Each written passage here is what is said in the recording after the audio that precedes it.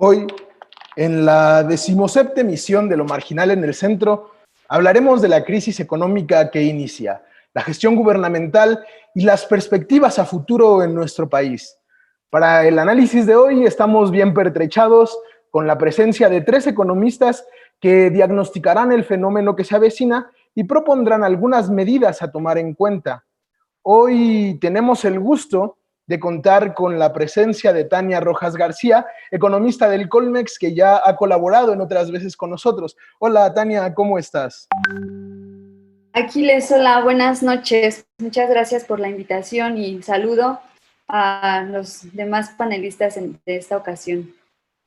De la misma casa de estudios, también nos acompaña Jesús Lara, un colaborador ya habitual en nuestro programa, precisamente por su buen hacer. ¿Cómo estás, Jesús? ¿Cómo te encuentras? Hola, Aquiles, buenas noches, muy bien. Muchas gracias por la invitación. Como siempre, muy feliz de estar con ustedes y un saludo a los demás panelistas. Y debuta con nosotros Rogelio García, egresado de la UNAM. Bienvenido, Rogelio, a Lo Marginal en el Centro. Hola, Aquiles. Muy buenas noches. Un gusto estar con ustedes. En este programa no nos gusta adular gratuitamente a nuestros colaboradores, pero sí reconocemos el mérito. Por eso queremos extenderte la felicitación por ser el ganador del 4º concurso de ensayo político José Francisco Ruiz Massieu. Tenemos a un economista político, algo que no está bien visto desde seguramente la escuela austriaca. Bienvenidos todos a Lo Marginal en el Centro. Muchas gracias. Desde principios del siglo XX, desde el principio de 2020, veíamos con escepticismo o con temor el aumento exponencial de contagios. No sé si ustedes lo recuerdan, el cierre de fronteras, las medidas de confinamiento, los alarmantes números que iban creciendo y la viralidad con que se esparcían las noticias, las opiniones, los juicios, las desinformaciones, tal vez con la misma rapidez que el virus. Mientras eso ocurría, surgió otra duda. ¿Qué pasaría con la economía? Las políticas de confinamiento paralizaron la producción, comenzaron los despidos y se diagnosticaron escenarios antagónicos. Me acuerdo, por ejemplo, que Carmen Reinhardt, la vicepresidenta del Banco Mundial, pero también conocida como una de las impulsoras de las recetas de austeridad a nivel internacional, vaticinó una catástrofe económica. Pero el filósofo esloveno Slavoj Žižek aseguró que esta pandemia sería un golpe al capitalismo estilo Kill Bill. Lo cierto es que todas las crisis, quienes más padecen son los estratos sociales más bajos.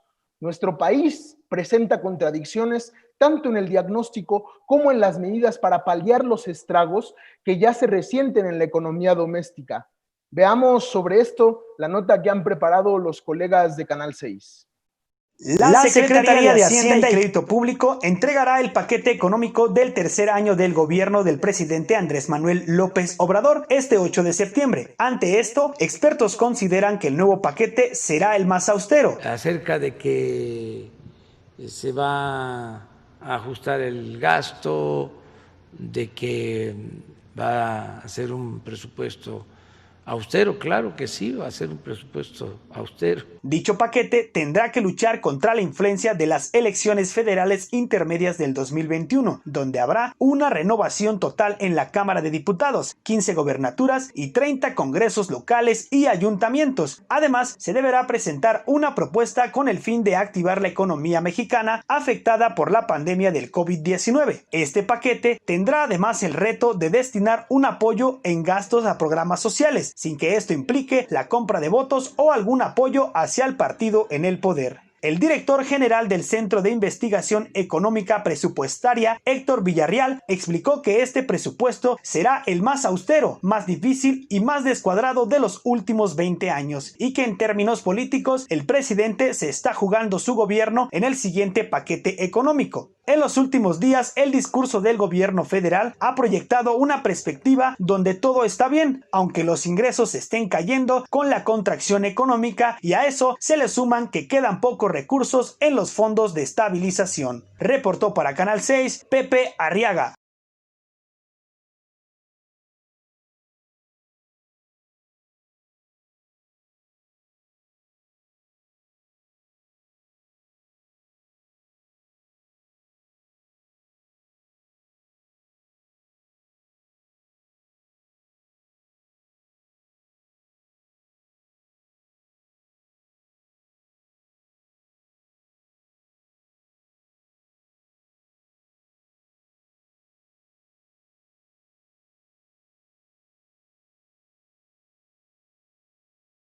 De 4.6%. Antes de pasar al análisis, y como este tiempo apremia, recordaré la dinámica de funcionamiento del programa. Yo lanzo la pregunta y ustedes en 2 o 3 minutos ensayan su respuesta. Voy a solicitar síntesis y celeridad para no extendernos más de lo esperado. Quisiera comenzar contigo, Tania.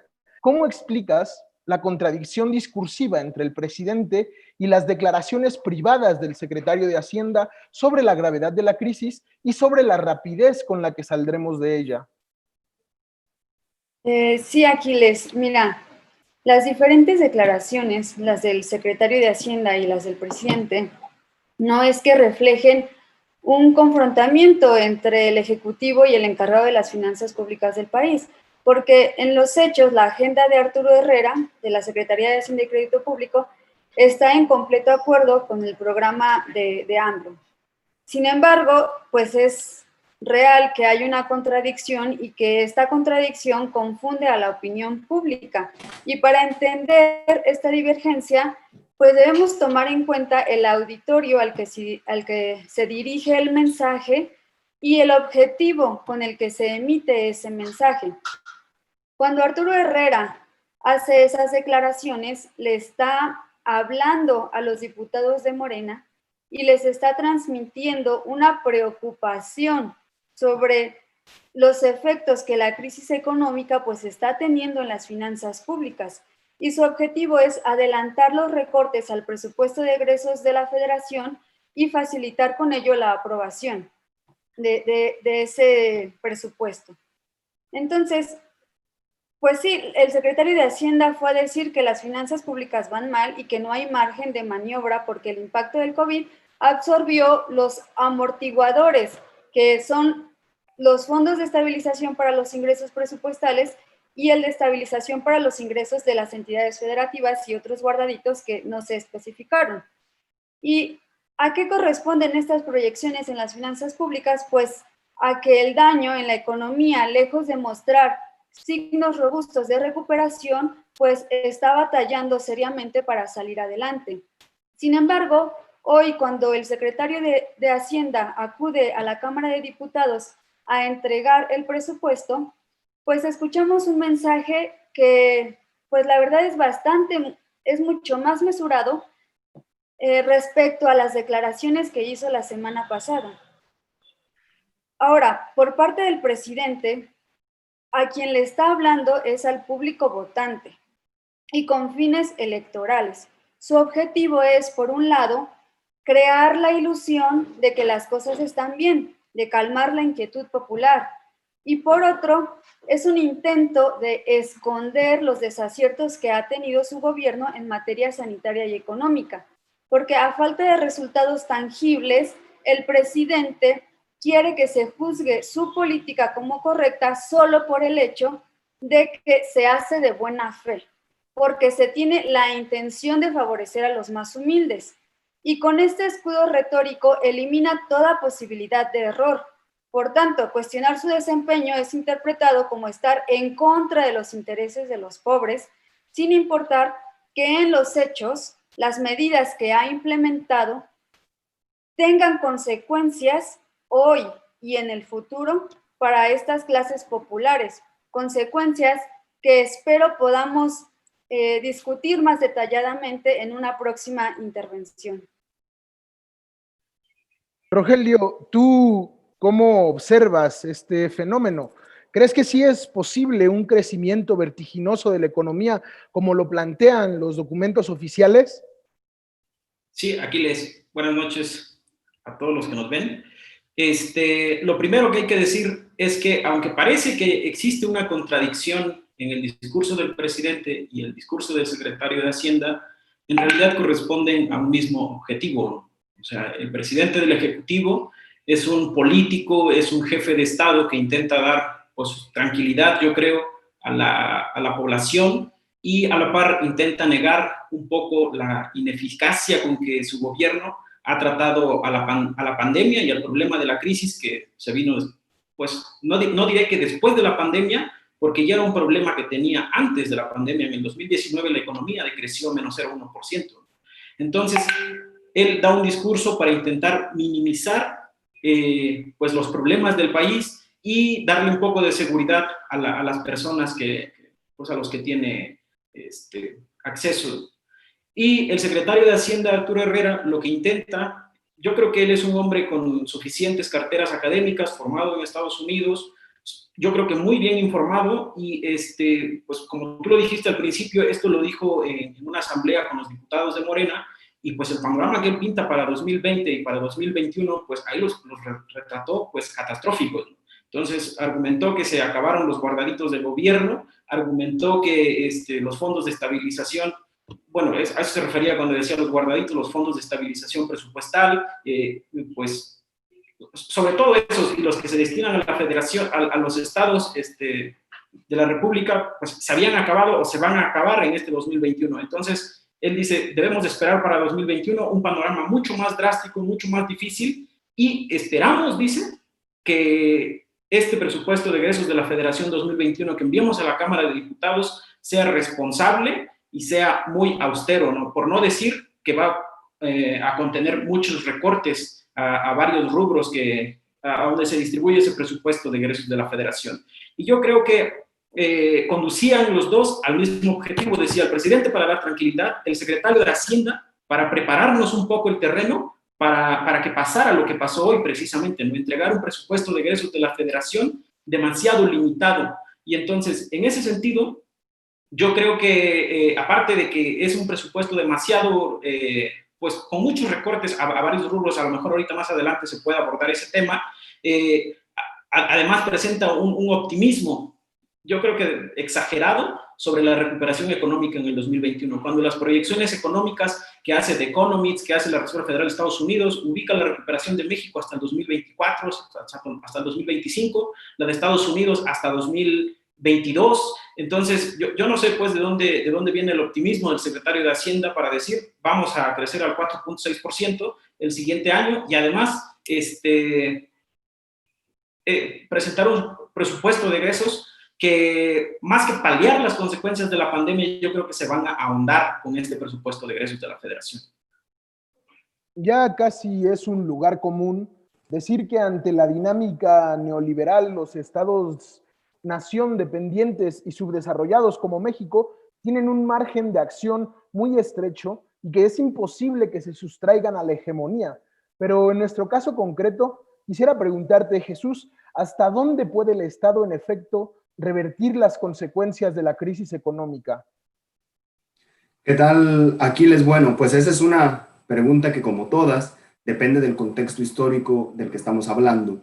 Y yo creo que esta pandemia y que la crisis que se ha generado por ella, lo que ha hecho es poner de manifiesto las deficiencias y los límites para resolver los problemas públicos del sistema capitalista a nivel global.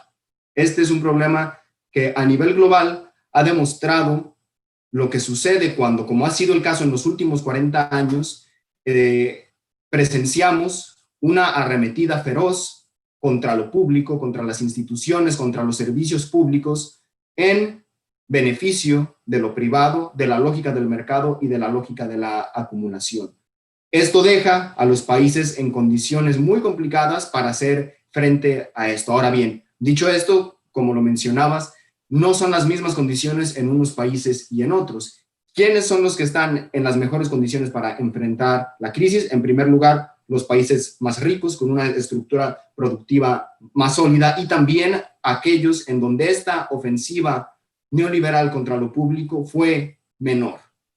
Y tomando ese marco de referencia, podemos entender que México, en los dos aspectos, tanto en el de la producción, tanto como en el de la fortaleza de las instituciones y los servicios públicos, se encuentre en una situación sumamente complicada para hacerle frente a esta crisis. Pero dicho este es el problema estructural, ¿no?, con el que nos enfrentamos. Pero en realidad, pues el gobierno de la Cuarta Transformación, cayendo en una serie de contradicciones desde mi punto de vista incomprensibles, en el discurso hablando de los beneficios de lo público, de la redistribución, del combate a la desigualdad.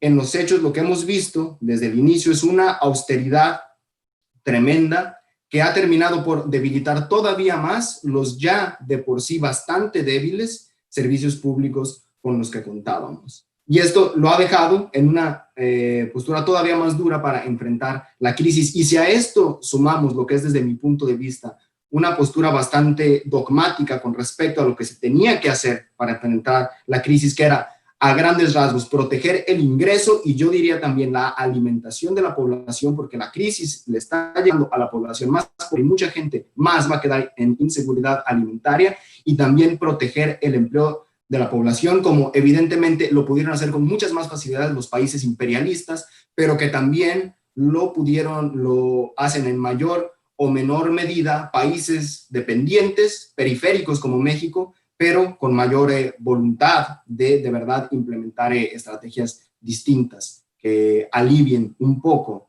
la situación.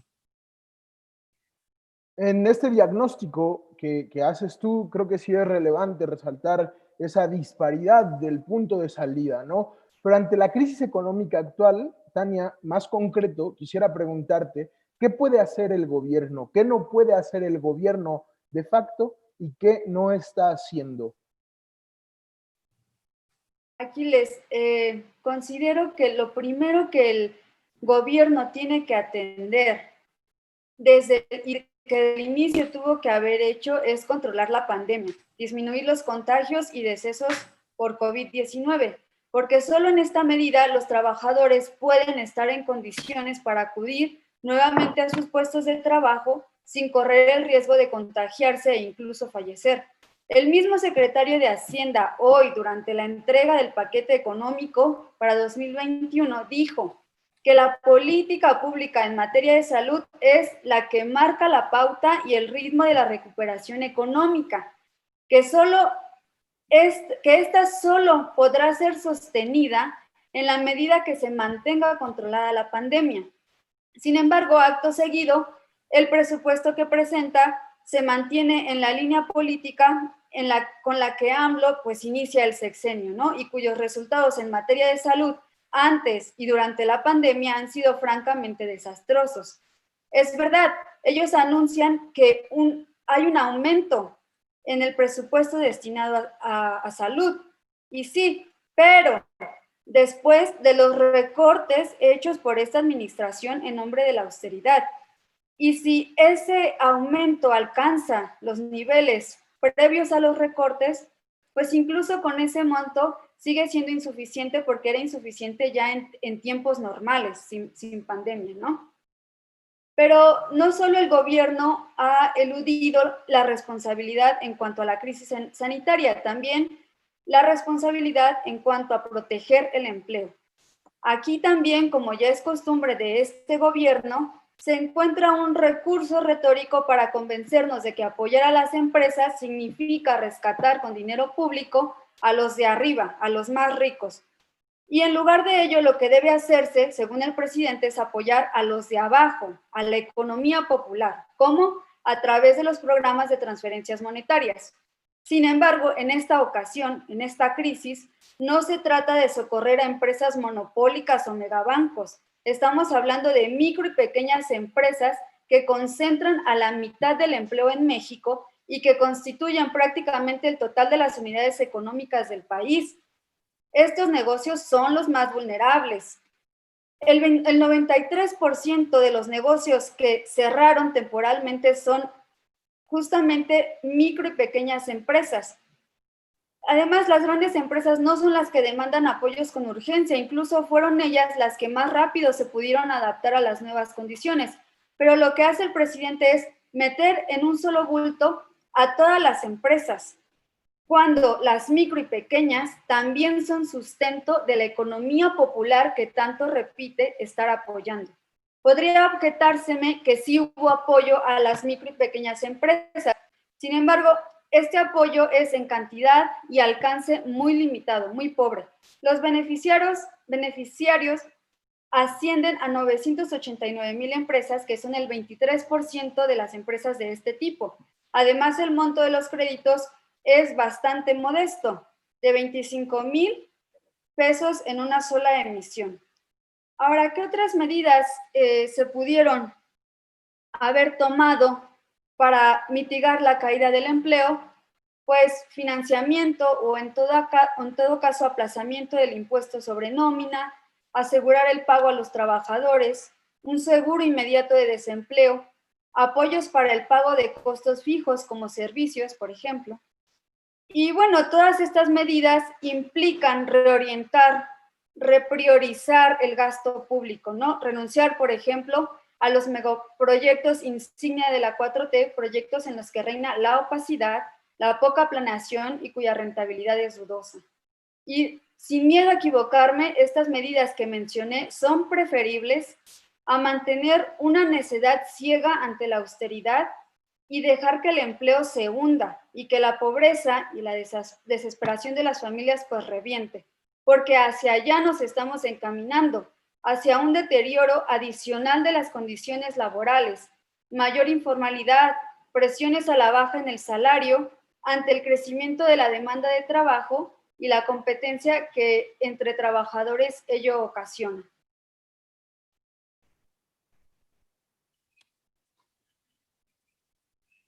Sobre esto último que mencionabas, me parece que hay algunas contradicciones porque se piensa destinar, según el PEF 2021, 64.6 mil millones de pesos a los megaproyectos, a eso de lo que hablabas al último de tu partición, es decir, 103% más que el de este año. En ese sentido, creo que sí es necesario revisitar las formas en cómo lo público se dirige hacia los sectores más desfavorecidos.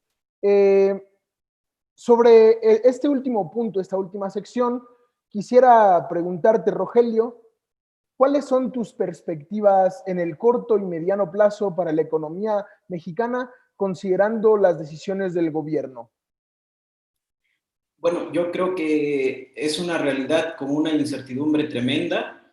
Primero porque, por lo que ya decía al principio, o sea, esta es una crisis que, bueno, la crisis sanitaria se nos agregó a una economía que ya venía en recesión en el 2019. El panorama económico mundial, que tampoco ha sido sólido, por lo menos desde los últimos 10 años, estaba revisando el crecimiento económico mundial del 2010 al 2019 y de 4.4, si no me equivoco, creció en el 2019 hasta el 2. Decreció más bien a 2.4% el PIB económico mundial. Entonces, mucho de eso se le achacó a las tensiones comerciales que existían entre Estados Unidos y China, algunos otros conflictos geopolíticos, sobre todo, que hicieron que disminuyera la actividad económica mundial. Pero desde mi punto de vista es el agotamiento del sistema económico que ha predominado por lo menos en los últimos 30 o 40 años, que es el modelo económico neoliberal. Entonces, en ese sentido, me parece que poner en el presupuesto de egresos de la Federación un panorama demasiado optimista, más que ayudar a la economía mexicana, más que darle certidumbre a las personas que dependen de esta economía mexicana, pues yo creo que estamos yendo por el camino equivocado, porque lo primero que se debería de hacer es reconocer cuáles son los problemas.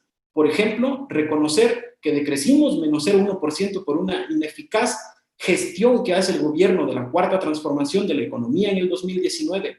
Reconocer que la población, que de 57 millones de la población económicamente activa en México, más o menos 27 millones de mexicanos se encuentran en el empleo informal.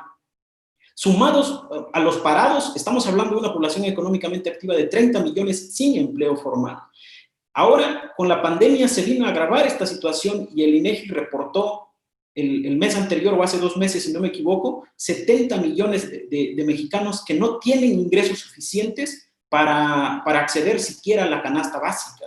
Entonces, el salario que viene estancado desde 1980 no es suficiente para cubrir las necesidades de los trabajadores, y en estas circunstancias eso se vuelve aún más drástico. Entonces, se circunscribe mucho el presupuesto de egresos de la Federación que envía hoy el secretario de Hacienda, Arturo Herrera, a la Cámara de Diputados. Y yo digo, no puede haber optimismo en un presupuesto de egresos de la Federación que prioriza sobre todo a los programas emblemas de infraestructura, como es el Tren Maya, como es el Aeropuerto Felipe Ángeles, como es el Tren Interurbano México-Toluca, la refinería de Dos Bocas, más los programas sociales. Tengo los datos aquí de cuánto ha aumentado, de cuánto más bien aumentaron el presupuesto que se destinó a ese rubro, ¿no? En construcción, en construcción aumentó 19%, en transporte 74%, en programas sociales 6% si se compara con el año pasado. Pero en todos los demás rubros, en ciencia y tecnología, en turismo, por ejemplo, 55%, en los rubros que tienen que ver con la reactivación económica, no se agregaron recursos. Quiere decir esto que el gobierno está apostando por una política cíclica, es decir, ante la escasez de inversión, el gobierno también se amarra el cinturón y no distribuye esos recursos de tal manera que se impulsen proyectos de infraestructura. Entonces, eso va a limitar que se recupere de una manera rápida la economía. Si no se generan proyectos de infraestructura, si no se genera inversión desde el lado del gobierno, en consonancia también con la empresa privada, no va a haber suficientes empleos en México lo que resta del año y del año próximo, por lo que también se va a traducir en menos ingresos para las familias mexicanas. ¿Qué van a hacer esas personas más allá del contexto macroeconómico que plantea la Secretaría de Hacienda, que digo yo es muy optimista? Las personas no quieren saber si vamos a crecer a 4.6%.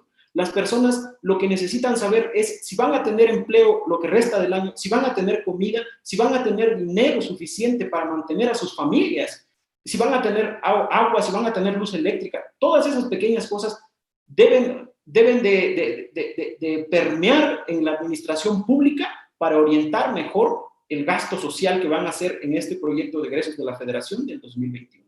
En ese sentido, me parece que la economía mexicana no se va a recuperar pronto, y es de esperar. Más vale que nos preparemos los mexicanos para ver un panorama mucho más difícil que el que se está viendo en el 2020. Creo que es siempre una tarea de los economistas, o más bien los economistas plantean siempre escenarios catastróficos, pero no se basan, digamos, solo en la teoría, sino en la realidad. Tristemente se basan en la realidad. En ese sentido, Jesús, quería plantearte la misma pregunta. ¿Cuáles son tus perspectivas en corto y mediano plazo para la economía mexicana?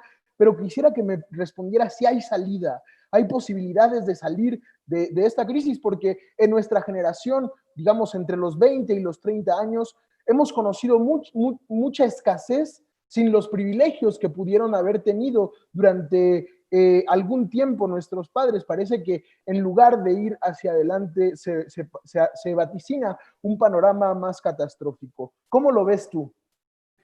Sí, bueno, una pregunta larga, pero yo iniciaré diciendo que no se puede esperar que las cosas cambien si o bien no se hacen cosas distintas, en primer lugar, o en segundo lugar, en el peor de los casos, las condiciones externas cambian de tal manera que nos terminemos beneficiando. Con respecto a lo segundo, ya lo decía Rogelio, estamos viviendo un periodo de crisis generalizada, de incertidumbre generalizada, en donde por un lado vemos una contradicción enorme. Me parece que el gobierno de la Cuarta Transformación le apueste todas sus esperanzas al nuevo tratado comercial con Estados Unidos y con Canadá, cuando sabemos muy bien que los intereses del imperialismo norteamericano en estos momentos no es venir a invertir y pasar más plantas manufactureras a México, sino capturar ellos la mayor proporción del empleo que se tiene, y que a esas necesidades obedece el nuevo tratado comercial, y que por lo tanto no podemos esperar que sea la varita mágica, como no lo fue el Telecán en 25 años y como no lo será nada que venga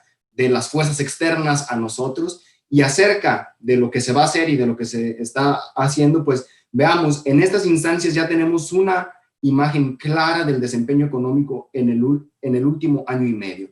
Y lo que tenemos es que las principales variables económicas, la inversión física, la adquisición de maquinaria y equipo, el valor agregado, en el mercado laboral, los trabajadores ganando hasta 5 salarios mínimos, es decir, las cosas que de verdad importan, ya mostraban una tendencia a la baja durante todo 2019, o en el mejor de los casos, estancamiento. Al iniciar 2020, eso se convierte en un descenso marcado, y con el estallido de la pandemia y de la crisis, en un descenso pronunciado que se recupera muy poco en junio con la reapertura de algunas actividades que, por cierto, son responsables en gran parte del aumento enorme de contagios y de muertes por el coronavirus, que esa parte corre a cargo de la irresponsabilidad del gobierno federal. ¿Y qué se ha hecho? Ya lo decía Tania, una retórica acerca de que se está levantando la economía popular con las transferencias monetarias, que ni siquiera es el gran presupuesto al que se le esté dedicando. Y a largo plazo, lo que vemos, ya lo decía con el PEF, un presupuesto balanceado, es decir, no se va a gastar más de lo que va a ingresar en un contexto de crisis en donde los ingresos, por la misma naturaleza de la contracción económica, van a caer. Y acerca de la distribución ya se irá diciendo más en los próximos días, pero yo creo que es importante que la gente sepa a grandes rasgos en qué se está yendo el dinero. El gasto neto programable, es decir, aquel que el gobierno puede decidir a qué se lo gasta, que no lo tiene que dedicar ya fundamentalmente al pago de la deuda, son 4.6 billones de pesos. 4.6 billones de millones de pesos. De esos, un billón completo van a Pemex y a la Comisión Federal de Electricidad. Esto quiere decir que de cada 5 pesos que va a gastar el gobierno, 1 peso con 22 centavos van al ramo de la energía. Y bueno, nadie dudará que el sector energético es fundamental y que el fortalecimiento de las empresas públicas es fundamental, pero ¿en qué se ha reflejado esa prioridad del gobierno por la energía nacional en resultados concretos? En lo que hemos visto, nada. Y sin embargo, ahí se responde, los supuestos aumentos en los ingresos, ¿a dónde se están yendo? A los caprichos, a las prioridades del presidente, que son la energía, estas mega obras de infraestructura y los programas asistenciales, que han resultado ser la salida, la salvación en cuanto a popularidad del presidente. Y finalmente, a lo que decías, ¿hay salida de la crisis? ¿Hay salida de la situación? Yo creo que sí, pero esa pasa necesariamente por una reconcepción totalmente radical de qué es lo que tenemos que hacer en nuestro país, y que no lo van a venir a hacer la clase política tradicional, que no lo va a hacer el 1% más rico, que es en los hechos quien manda, sino que lo tiene que hacer el pueblo, que históricamente ha sufrido de esas condiciones y que debe decir basta, se tiene que organizar, tiene que remover del poder a quienes lo han dejado solo, y debe construir un proyecto político que base la estrategia en el bienestar de la población, en las capacidades internas, si es que aspiramos a construir una patria. Bueno, no queremos ser catastróficos, pero vistas así las cosas, parece que cada vez para más familias mexicanas resulta más difícil asegurar la subsistencia. Vivimos en una época incierta. Esta es la segunda crisis global en tan solo 11 años, hecho solo conocido en el modelo neoliberal. Creo que una de las tareas pendientes de los estados-nación debe ser velar por el desarrollo de una vida plena para los ciudadanos. No abandonar a la gente a su suerte, que la lucha ya no sea solo por sobrevivir. Esto ha sido todo en Lo Marginal en el Centro. Muchas gracias a todos por su participación y a Canal 6 por brindarnos en espacio. Los esperamos en las siguientes emisiones.